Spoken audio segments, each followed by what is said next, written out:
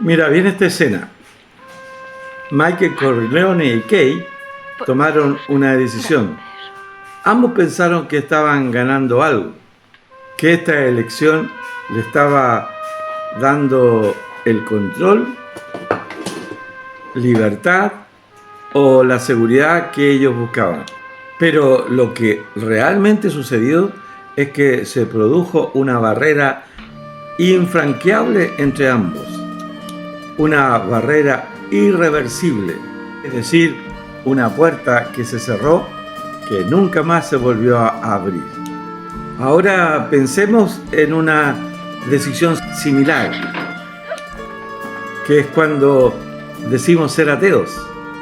Muchos creen que al decir que son ateos se están liberando de algunos problemas que se deben enfrentar en la vida, que esta declaración los deja libres de algunas responsabilidades, que al decir y al proclamar que no creen en Dios quedan libres de toda responsabilidad. Pero lo que realmente sucede es que esta decisión, como cualquier otra decisión, tiene un costo y se vuelve realidad el dicho popular de que nada es gratis en esta vida.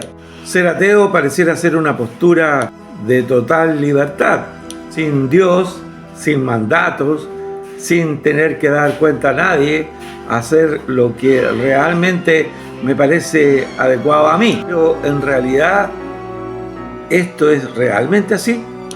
Aun cuando pienses sinceramente que Dios no existe, lo demás sigue en su lugar, es decir, el universo sigue estando presente, los planetas, el tiempo, la muerte, la vida, y todas estas cosas requieren respuesta porque nos llevan, por nuestra naturaleza, a preguntas que son fundamentales en la vida, que como por ejemplo, ¿por qué estamos aquí? ¿Qué fundamento tiene lo bueno y lo malo? Y además, muchos de los ateos que conocemos se presentan como racionales perfectos, libres de verdad. Sin embargo, la razón no viene con respuestas en forma automática.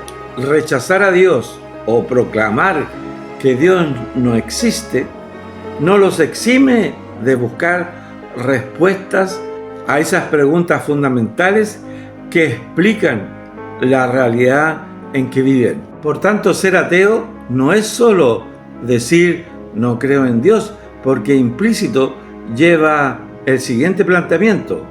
Al decir que no existe Dios, estamos diciendo, por ejemplo, que no hay un propósito absoluto para la moral. La ética, lo bueno y lo malo, va a depender de quién esté dando los argumentos.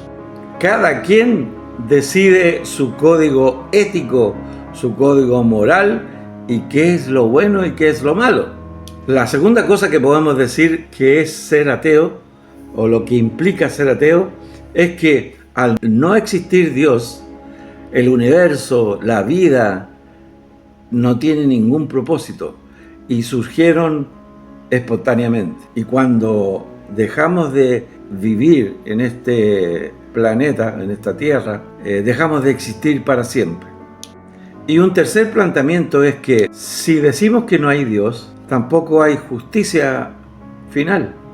Es decir, ser bueno o ser el mayor criminal de la historia tiene el mismo peso en la eternidad. Y este planteamiento que te estoy haciendo genera una paradoja para los ateos, porque ellos también sienten la necesidad de buscar un propósito, de buscar la definición consensuada de la ética y la moral, y también buscar el propósito de la existencia humana. Por eso la historia está llena de intentos de los ilustres ateos de cada tiempo que han propuesto sistemas de creencias, los cuales uno a uno han ido quedando en el olvido. Ahora quiero que pienses en esta situación. Piensa que hay un hombre que es un malvado, que mata y roba en todos los lugares y que por su astucia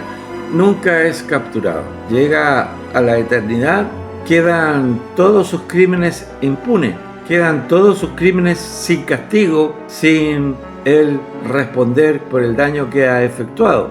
Sin embargo, en la visión cristiana existe un momento en el donde cada persona, cada individuo que ha vivido en esta vida va a tener un juicio justo. En la eternidad, en la visión atea, este Señor pasa a la eternidad y todos sus crímenes quedan sin castigo.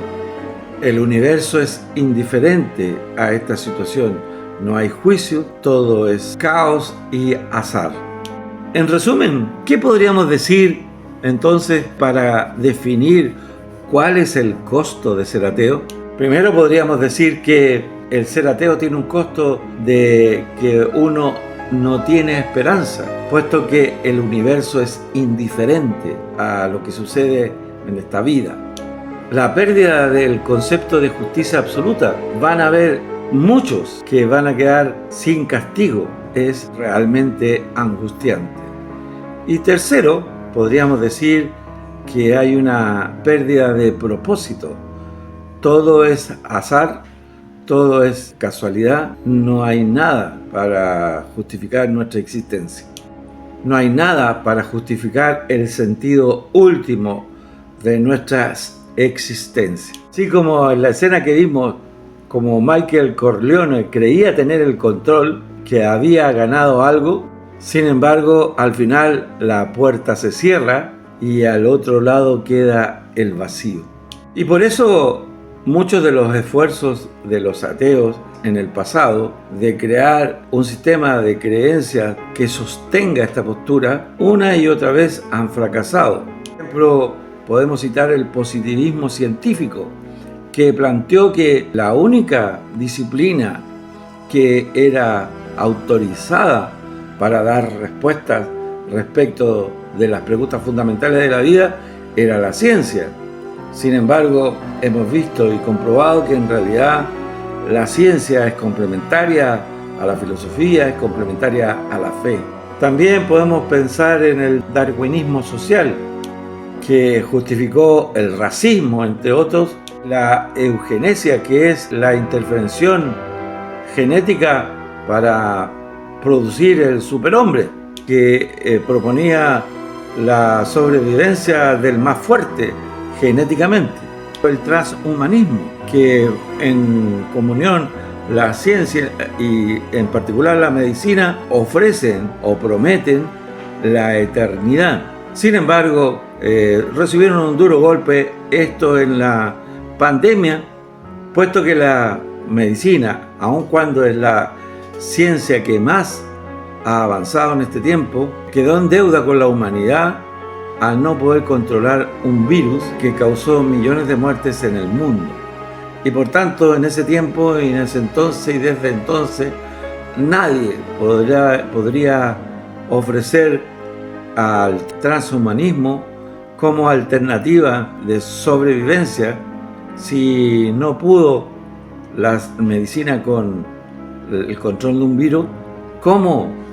¿Con qué argumentos podría prometer la inmortalidad? Sin un fundamento absoluto, toda creencia o sistema de creencia desarrollado con ideas humanas estará condenado al fracaso, puesto que ningún ser humano es en realidad justo, ningún ser humano es en realidad totalmente moral y ético, y por muy ateo que sea una persona, no puede vivir sin tomar decisiones que implican una definición moral, que implica una definición de justicia, que implican una definición de propósito. Por tanto, también tiene que esforzarse por establecer un sistema de creencia que le permitan tomar estas decisiones con la tranquilidad que te dan los argumentos que están probados por el tiempo. Y nuevamente lo señalamos, todas estas inquietudes, aun cuando yo diga Dios no existe, siguen estando presentes. Los cristianos no evadimos la realidad y seguimos a Dios no porque sea más simple, todo lo contrario. Cada día somos más atacados, cada día tenemos que estar defendiendo nuestros valores y principios por intentos cada vez mayores y más intensos de quienes piensan distinto. Seguimos a Dios porque estamos convencidos que es la verdad absoluta. Al enfrentarnos a todas estas preguntas, al igual que muchas personas en la historia, grandes pensadores, personas muy inteligentes, mucho más que yo y que tú, que han hecho grandes contribuciones a la ciencia, a la salud, se han apegado a estas creencias y nunca se han arrepentido. Por tanto, nosotros al menos podemos estar tranquilos que lo seguimos porque creemos absolutamente que es la verdad. Enfrentamos las mismas preguntas que todo el mundo enfrenta y que todos se enfrentan en las distintas edades y en los distintos tiempos. Y hemos encontrado respuestas que nos dan paz internamente y emocionalmente, puesto que nos dan verdadero sentido a todas las preguntas fundamentales de la vida.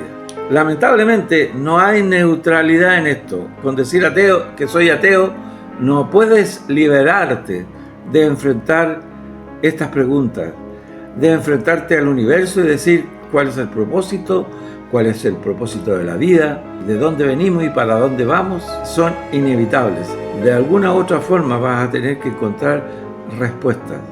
Y la pregunta entonces es, ¿ya tienes las respuestas o las estás evadiendo diciendo soy ateo? Quiero invitarte a reflexionar sobre esto. Que Dios te bendiga.